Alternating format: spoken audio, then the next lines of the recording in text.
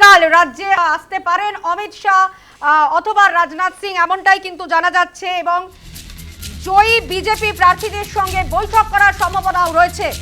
9 তারিখ শপথ নিতে পারেন নতুন মুখ্যমন্ত্রী। আপনারা আমাদের কাছে এই মুহূর্তে যে আপডেট আপনাদের সামনে আমরা তুলে ধরছি, 9 তারিখ শপথ নিতে পারেন নতুন মুখ্যমন্ত্রী। আগামীকাল রাজ্যে আসতে পারেন অমিত শাহ অথবা রাজনাথ সিং।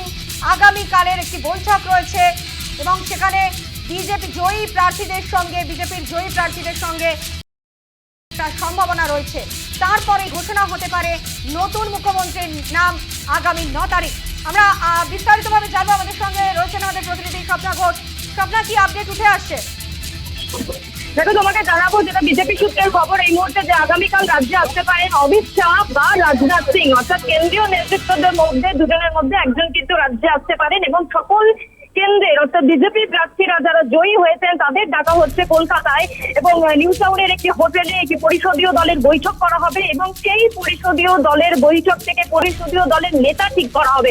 কারণ তুমি জানো ইতিমধ্যে পরিষদীয় দলের নেতা কে হবে সেই নিয়ে ইতিমধ্যে জল্পনা রয়েছে বিজেপির। এবং যেটা জানা যাচ্ছে আগামীকাল এই পরিষদীয় দলের বৈঠকে নেতা কে হবে সেটা ঠিক করা হবে। এবং তারপরেই যে বিভিন্নভাবে জল্পনা উঠছে যে বিজেপির পরবর্তী মুখ্যমন্ত্রীর মুখ কে হবেন, সেই দিকে কিন্তু এখনো পর্যন্ত কোনো খোলাসা করা হয়নি। যেটা জানা যাচ্ছে পরিষদীয় দলের নেতা ঠিক করা হলে তবেই বিজেপি মুখ্যমন্ত্রী কে হবেন, অর্থাৎ পশ্চিমবাংলার মুখ্যমন্ত্রী কে হবেন সেটা ঠিক করা হবে। এবং যেটা বিজেপি সূত্রের খবর যে 9 তারিখেই কিন্তু নতুন মুখ্যমন্ত্রী তিনি শপথ গ্রহণ করবেন। এবং 9 তারিখ কেন বাছা হয়েছে বিজেপির তরফ থেকে, যেটা জানানো হচ্ছে যে 25শে বৈশাখ রয়েছে, অর্থাৎ রবীন্দ্রনাথের জন্মদিন, এবং সেই কারণেই কিন্তু এই দিনটিকে বেছে নেওয়া হয়েছে, যাতে বিজেপির উপর যে একটা বলা যেতে পারে যে একটা অভিযোগ যে বাঙালিকে দূর করতে চায় বিজেপি, সেই অভিযোগটি দূর করার জন্যই কিন্তু 25শে বৈশাখ 9 তারিখে কিন্তু এই দিনটি বাছা হয়েছে। এবং নতুন মুখ্যমন্ত্রী হিসেবে 9 তারিখেই শপথ গ্রহণ করতে পারে, এমনটাই কিন্তু বিজেপি সূত্রের খবর।